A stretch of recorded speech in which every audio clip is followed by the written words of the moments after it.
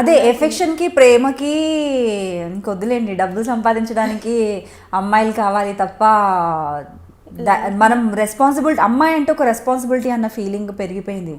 అమ్మాయి అంటే మనం పెంచాలి, లైక్ తనని చదివించాలి, తనకు వరకట్నాల ప్రాబ్లమ్స్ ఇంకా చాలా, అమ్మాయికి ఏదైనా నచ్చుతుంది కొని చాలా ఉన్నాయి. బట్ అమ్మాయి రెస్పాన్సిబుల్గా ఉండి రెస్పాన్సిబిలిటీస్ తీసుకొని మీలాగా ఉండే వాళ్ళని చూస్తేనైనా మార్పు రాదు.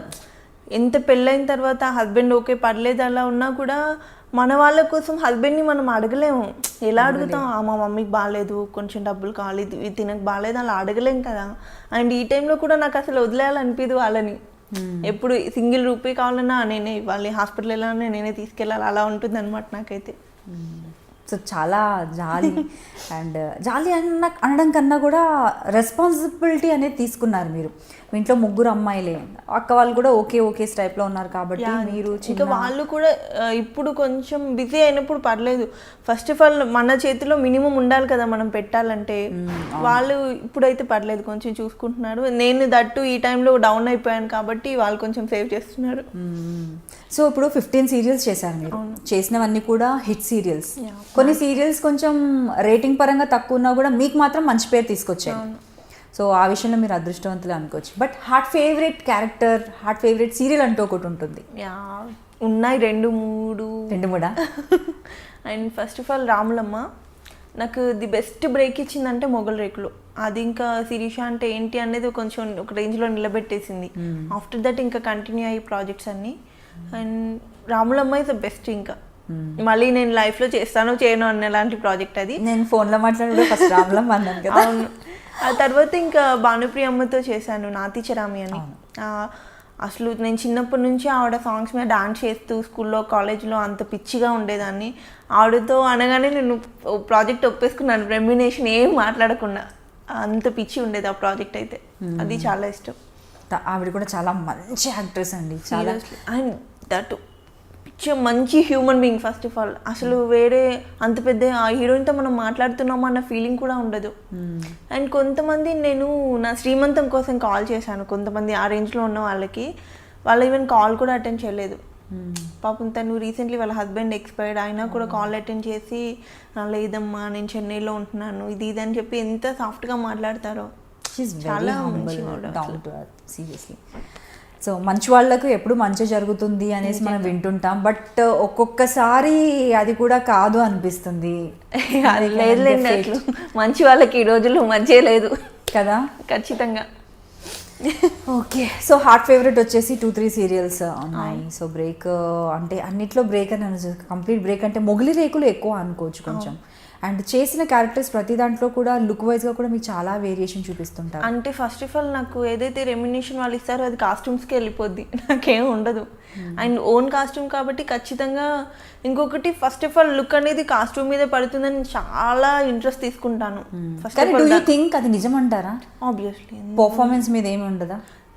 లుక్ ఫస్ట్ కనీసం మనం లుక్ చూడాలి అన్న కూడా ఉంటుంది కదా. పర్ఫార్మెన్స్ ఎలాగో 2-3 సీరియల్స్లో ఈ అమ్మాయి బాగా చేస్తుందని అర్థమైపోతుంది. నేను ఒక వేరియేషన్ అంటూ చూపిస్తేనే కదా ఇంకా జనాల్లో ఎవరైనా చూసేది. కానీ మీరు ఎలా అంటున్నారు? కొన్ని ఇప్పుడు ఛానల్స్లో చూసుకున్నా, కొంతమంది చూసుకున్నా కూడా కాస్ట్యూమ్స్ కూడా ఆ బొటిక్స్ నుండి కర్టసీస్ అవి వస్తున్నాయని విన్నాము సీరియల్స్కి, లీడ్స్కి. అండ్ మీరు ఎప్పుడు అవి అలాంటివి తీసుకోలేదా? ఎవరైనా కాల్ చేసి మేము ఇద్దాం అనుకుంటున్నాము అంటే ఓకే, నేను కాల్ చేసి నాకు ఇస్తారా, నేను చేద్దాం అనుకుంటున్నాను ఈ ప్రాజెక్ట్, కొంచెం తక్కువలో ఇస్తారా, అడగలేదు, నా వల్ల కాదు. సో అంటే కొంతమంది అలా ఉన్నారు, అందరూ ఉన్నారని చెప్పను. సో నేను మమ్మీ త్రూ కానీ సిస్టర్స్ ఎవరైతే ఉన్నారో ఇట్లా ఉంటే బాగుంటుంది కదా ఈ ప్రాజెక్ట్కి, ఈవెంట్కి ఇలా ఉంటుంది. సో అలా ఎప్పుడు ఆ కైండ్ ఆఫ్ డిస్కషనే ఉంటుంది. అండ్ కొంచెం స్పెషల్గా ట్రై చేస్తుంటాను ఓన్లోనే. సో మీకు వచ్చిన awards, best awards and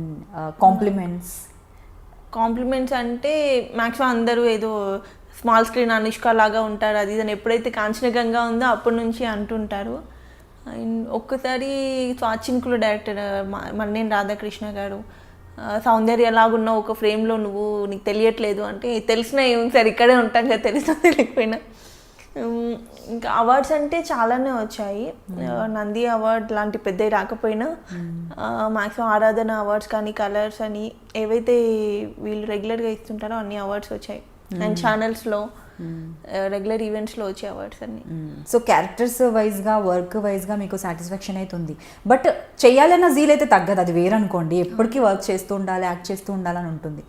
but ఉన్నంతలో చేసినంతలో మీకు ఒకటి ఫస్ట్ నుంచి ఉండేది just police kind of role, CID లాంటి ఆ కైండ్ ఆఫ్ రోల్ ఇంతవరకు నేను చేయలేదు. మీకు బాగుంటుంది కదా. నేను అది లిటరల్లీ వస్తుందేమో అని చూస్తున్నాను. ఆ కైండ్ ఆఫ్ ప్రాజెక్ట్స్ లేవు ఫస్ట్ ఆఫ్ ఆల్, ఇప్పుడు ఆ స్టోరీ లేదు, ఓన్లీ ఫ్యామిలీ స్టోరీస్ అలాగే ఉన్నాయి ఎక్కువ. సో మీరు ఇండస్ట్రీకి వచ్చిన తర్వాత మీకు ఎప్పుడైనా వెనక్కి వెళ్ళిపోవాలనిపించే సిచ్యువేషన్ ఫేస్ చేశారా? Bad situations, bad comments, like rumours, gossips. Rumours అంటే ఏముందండి, వాటంతట అవే క్రియేట్ అవుతాయి, అవే వెళ్ళిపోతాయి. ఎందుకు క్రియేట్ అవుతాయో కూడా తెలియదు కొన్ని అయితే. నాకు ఈ మధ్య అనిపిస్తుంది, ఏదైతే పర్టికులర్గా నేను బ్రేక్ తీసుకొని మళ్ళీ రీఎంట్రీ ఇద్దామని వెయిట్ చేస్తున్నానో, ఈ మధ్య అనిపిస్తుంది కొంచెం ఇండస్ట్రీ అట్మాస్ఫియర్ చేంజ్ అయిపోయింది, ఫ్రెష్నెస్ అన్న ఫీలింగ్ ఎక్కువైపోయింది.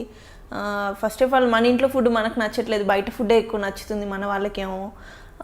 ఈ మధ్య అనిపిస్తుంది ఏంటి వెయిట్ చేయడం కంటే ఏదైనా బయట ఏదైనా వర్క్ చేసుకుంటే బెటర్ ఏమో, అసలు వెయిట్ చేయడం వేస్ట్ అని అనిపిస్తుంది ఇంకా. సో చూడాలి. ఒక 3 yearsలో ఎంత మార్పా? అలా వచ్చి 3 years కూడా నేను బ్రేక్ తీసుకోలేదు. మనసు మమత నేను 6th month వరకు చేశాను ప్రెగ్నెంట్ అయ్యి. 2-3 months అనే చెప్పాలి. ఏదైతే నాకు చిన్న సర్కిల్ ఉందో ఆ సర్కిల్లోనే నేను ట్రై చేసిన దాంతో చూసి చూసి చూసి నేను వెక్స్ అయిపోయాను ఇంకా. ఓకే ఇట్లా కాదు, అసలు ఇలా లేదు. అది పోనీ మన దగ్గర బాగా డిఫెక్ట్ అయింది నిజంగానే. డెలివరీ అయిపోయింది, శిరీష చాలా లావ్ అయిపోయింది, అసలు ఫ్రేమ్ పెడితే చూడలేకపోతున్నాను, హీరోయిన్ మెటీరియల్ కానే కాదంటే నా దగ్గర మైనస్ ఉందని నేనే డ్రాప్ అవుతాను. నా దగ్గర ఏ మైనస్ లేదు. చూసాను నేను, అదే నేను నేనే చెప్తున్నాను కదా, మీరు ఎంట్రీ కూడా ఇచ్చారు, ఇంటర్వ్యూ అంటే కొంచెం టైం కుదరదు అన్నారు, మీరు ఆల్రెడీ స్క్రీన్ మీద కనిపిస్తున్నారు కదా అన్నాను. You look good. అండ్ అలా ఇంకా చెప్పాలంటే ట్రెడిషనల్ ఆ లుక్ కన్నా కొంచెం వెస్టర్న్లో ఇంకా చూసి ఇంకా ఫ్రెష్ ఫీలింగ్ వస్తుంది మిమ్మల్ని చూసి. వాళ్ళకి ఏంటంటే ఒక రీజన్ కావాలి. ఇప్పుడు పాత వాళ్ళని కానీ నన్ను ఏదైనా వద్దనడానికి ఒక రీజన్ కావాలి. లేదు ఇదే ఛానల్ రిక్వైర్మెంట్ ఆర్ వాళ్ళ రిక్వైర్మెంట్, కొత్త వాళ్ళని తీసుకోవాలని, లేకపోతే వాళ్ళకి ఫ్రెష్నెస్ ఉంటుందని, వాట్ ఎవర్. వద్దులే శిరీష కొత్త వాళ్ళని ట్రై చేస్తున్నాము, లేదు పలానా బెంగళూరు పలానా చెన్నై వాళ్ళని ట్రై చేస్తున్నాము, దెన్ నీడ్ ఫ్రెష్ అంతే. అందుకని ఏమన్నా రిజెక్ట్ అవుతుందో ఏంటో మరి తెలియదు. అండ్ అలాగే మేబీ నేను విన్న దాని ప్రకారం ఏంటంటే బెంగళూరు నుంచి ఇక్కడ బయట నుండి ఎవరైనా తీసుకొస్తే వాళ్ళు చాలా తక్కువ రెమ్యునరేషన్ తీసుకుంటున్నారని విన్నాను. బట్ ఇది విన్న నేను వాళ్ళ రెమ్యునరేషన్స్ బాగానే ఉన్నాయని వాళ్ళు చెప్పడం కూడా విన్నాను. నేను అది యాక్సెప్ట్ చేస్తాను. రెమ్యునరేషన్ తక్కువ, మీరు ఉన్నారు బెంగళూరు నుంచి వచ్చారు, ఎంత పేమెంట్ ఒక 2-3,000 తీసుకుంటున్నారు అనుకుందాం. మీకు అప్ అండ్ డౌన్ ఛార్జెస్ ఉంటాయా, ఇదే ఫ్లైట్ కానీ ట్రైన్ కానీ, అకామిడేషన్ ఇస్తారా, ఫుడ్ డే అండ్ నైట్ చూసుకోవాలా. ఇక్కడ మన వాళ్ళకు పేమెంట్ ఇస్తే మన ఫుడ్ రివర్స్ తీసుకెళ్ళి మనం పెట్టుకొని ఎవ్రీథింగ్ కాస్ట్ మన. అండ్ వన్ మోర్ థింగ్, కొంతమంది బెంగళూరు అమ్మాయిలు హాఫ్ అమౌంట్ ప్రొడక్షన్కి ఇచ్చేసి కాస్ట్యూమ్స్కి హాఫ్ అమౌంట్ వీళ్ళు వేసుకుంటారు. అది కూడా లేదు. అండ్ ఎవ్రీథింగ్ మనం చూసుకొని రిటర్న్ నేను ఒక్కొక్కసారి ప్రొడక్షన్కి ఫుడ్ కావాలన్నా వాళ్ళకి వీళ్ళకి ఏదైనా కావాలన్నా నేనే తీసుకెళ్తూ ఎందుకు ఇవ్వడానికి మనకు ఆలోచించాలి. ఫస్ట్ ఆఫ్ ఆల్ మన తెలుగు వాళ్ళకి మనకు పెట్టడానికి రాదు, పక్క వాళ్ళు ఏమైపోయినా పర్లేదు కానీ తెలుగు వాళ్ళు అసలు రానిరు, అసలు వాళ్ళకి ఎంకరేజ్మెంటే లేదు. అసలు ఎవరున్నారు తెలుగు వాళ్ళు, తెలుగు హీరోయిన్స్ ఎవరున్నారు చెప్పండి టీవీ మీడియాలో? మీరు చెప్పగలరు గట్టిగా 4 పేరు చెప్పండి. ఇప్పుడు కష్టం, కాంప్లికేటెడ్ యాక్చువల్లీ సిచ్యువేషన్ చూస్తే. నెగిటివ్ అయినా చెప్పొచ్చు, సెకండ్ లీడ్స్ చెప్పొచ్చు, బట్ లీడ్ అన్నది ఎవరు జస్ట్ చిన్న క్యారెక్టర్ చేసే వాళ్ళని కూడా బయట నుంచే తెస్తున్నారు. హీరోస్ ఆంటీస్ అందరూ అక్కడ వాళ్ళైనా పోనీ వాళ్ళని ఇక్కడ తెచ్చుకుంటున్నారు. కన్నడలో మన ఒక్కడికి కాల్ చేయమనండి వాళ్ళు చేయరు. వాళ్ళకి ఆ పార్షాలిటీ చాలా ఎక్కువ కన్నడీస్కి. వాళ్ళు ఎంతసేపు మా లాంగ్వేజ్ మా వాళ్ళు ఉండాలి, మా వాళ్ళు ఉండాలి, మా వాళ్ళనే ఉంటుంది. అట్లీస్ట్ తమిళ్ వాళ్ళైనా కాల్ చేసి పిలుస్తారేమో కానీ కన్నడ నుంచి మనకు కాల్సే రావు. అంత ప్రొటెక్ట్ చేసుకుంటారు వాళ్ళ ఇండస్ట్రీని వాళ్ళు. మన వాళ్ళు మాత్రమే ఎందుకు అలా? వాళ్ళు చాలా ప్రొటెక్ట్ చేస్తున్నారు అనేసి మన వాళ్ళు కూడా దగ్గరుండి ప్రొటెక్ట్ చేస్తున్నారు అంటారా? దగ్గరుండి ప్రొటెక్ట్ చేసుకుంటున్నారు, వాళ్ళని తీసుకొచ్చి వాళ్ళని ప్రొటెక్ట్ చేస్తున్నారు. మీరు మాత్రమే కాదు అంటే మీరు అది చెప్పేది అలాగే అంత క్లియర్గా ఉందన్నమాట. వాళ్ళని వాళ్ళు ప్రొటెక్ట్ చేసుకుంటున్నారు, మన వాళ్ళు కూడా వాళ్ళని ప్రొటెక్ట్ చేస్తున్నారు. నేనైతే తమిళ్లో నేను ఒక ప్రాజెక్ట్ చేశాను. నాకు ఇప్పటికీ తమిళ్ నుంచి ఏమైనా కాల్స్ వస్తాయి అంటే, నాకు బేబీ ఉంది క్యారీ చేయడం ప్రాబ్లం అని నేను చేయట్లేదు, కానీ కన్నడ నుంచి ఏ రోజు ఎవరికి కాల్ రాలేదండి. నేను చాలామందిని కూడా కనుక్కున్నాను, ఎప్పుడు మరి బెంగళూరు నుంచి మాకు కాల్ రాలేదు. కనీసం ఇక్కడ ఎవరు ఆడిషన్ చేయరు బెంగళూరు వాళ్ళు. మన వాళ్ళు సీరియల్ స్టార్ట్ అవ్వగానే చలో బెంగళూరు ఆడిషన్ ఇవ్వాలి అంతే. అలా ఉండింది. అండ్ కాల్ చేయడం కూడా డైరెక్ట్గా సీరియల్ స్టార్ట్ అవుతుంది అనగానే మేనేజర్స్కి ఎవరికైనా చెప్పేస్తే బెంగళూరు నుండి పిక్స్ అవి ఇవి పంపించేస్తారు, సెలెక్ట్ చేసుకుంటారు. ఆల్రెడీ 1 or 2 మూవీస్ చేసిన వాళ్ళు, లేదంటే సీరియల్స్లో 1 or 2 సీరియల్స్ చేసిన వాళ్ళను పిలుస్తున్నారు. ఇక్కడ అక్కడ అసలు కొంతమంది క్యారెక్టర్ చేసిన వాళ్ళు ఇక్కడ హీరోయిన్స్, జస్ట్ డే క్యారెక్టర్స్ చిన్న, ఇప్పుడు మరదలు చెల్లెలు క్యారెక్టర్స్ చేసే వాళ్ళు ఉంటారు కదా, ఇక్కడ వాళ్ళని తీసుకొచ్చి హీరోయిన్స్గా పెడుతున్నారు. అండ్ పోనీ బాగున్నారు, అబ్బా నిజంగా మనం ఎందుకు పనికొస్తాం, ఒక్కొక్కరు చాలా బాగున్నారు కదా అన్నట్లేదు. గట్టిగా ఉంటే ఒక 4-2-3 అమ్మాయిలు బాగుంటారు, పర్లేదు అనిపిస్తుంది. అంతమంది ఎక్కడ బాగున్నారండి? ఛానల్ పెడితే అసలు స్టే చేయాలనిపించాలి కదా కనీసం. పోనీ గ్లామర్ పక్కన పెట్టేద్దాం, పర్ఫార్మెన్స్ అనేది ఇంపార్టెంట్ అనుకున్నా కూడా దానికి కూడా లేదు. నేర్పించి చేపిస్తే ఎలా వస్తుంది? ఒక డైలాగ్ ఇంటెన్సిటీ, ఇప్పుడు నేను ఏదైతే ఎమోషనల్గా ఫీల్ అయ్యి తెలుగులో నేను చెప్పినంత నాకు తమిళ్లో చెప్పమంటే నాకు రాదు. నా మదర్ టంగ్ నేను ఏదైతే లోపల నుంచి ఫీల్ అయ్యి చెప్తున్నానో అదే వస్తుంది కదా. నేర్పించి ట్రైనింగ్ ఇప్పించి తెలుగు నేర్పించుకొని అన్నీ నేర్పించుకొని ఎందుకంత కష్టపడ్డాం? అసలు అది లాజికే అర్థం కావట్లేదు నాకైతే. డే బై డే నేను అది ఆలోచిస్తుంటే ఇంట్లో పిచ్చెక్కుతుంటుంది. ఏంటి రీజన్ ఇది, అసలు ఏముంది అని ఆలోచించితే ఏమి ఉండదు అక్కడ. సో ఇప్పుడు అనిపిస్తుందా ఎప్పుడైనా కూడా, అంటే ఇప్పుడు ఒక సీరియల్కి కంబ్యాక్ చేశారు, బట్ మీరు చెప్తున్నారు ఇండస్ట్రీ అంతా మారిపోయింది, రావచ్చు రాకపోవచ్చు ఫ్యూచర్లో. ఇన్ కేస్ ఒకవేళ వచ్చినా కూడా సేమ్ నెగిటివ్ కైండ్ ఆఫ్ అయినా కూడా ట్రావెల్ చేయాల్సి వస్తుంది. ఒక మెయిన్ లీడ్ చేసి నేను ఏదైనా క్యారెక్టర్ చేస్తా అంటే తక్కువ బడ్జెట్లో నాకు ఇస్తారు. కాకపోతే నేను అక్కడ మనసు చంపుకొని ఒక అమ్మాయిని పక్కన హీరోయిన్గా, ఎవరో అమ్మాయిని ఏ రకంగా లేని ఒక అమ్మాయిని హీరోయిన్గా చూస్తూ నేను బేర్ చేస్తూ నేను అలా చచ్చిపోలేను రోజు. ఇదే చేయకుండా ఇంట్లో ఉన్న బాగానే ఉన్నట్టు అనిపిస్తుంది, కానీ ఇంకా అది ఫేస్ చేయలేను. సో మరి అలా చేయలేనప్పుడు ఇప్పుడు ఈ మధ్య కాలంలో అనిపిస్తుంది, అంటే ఎడ్యుకేషన్ కంప్లీట్గా ఫినిష్ చేసి ఉంటే అట్లీస్ట్ ఏదో చిన్న నా ఓన్ బిజినెస్ స్టార్ట్ చేసి ఉండేదాన్ని, లేదంటే ఒక జాబ్లో అయినా జాయిన్ అవ్వచ్చు, ఎందుకంటే మీరేమంత ఏజ్ అయిపోలేదు, యూ కెన్ డూ. అలా ఎప్పుడైనా అనిపించిందా?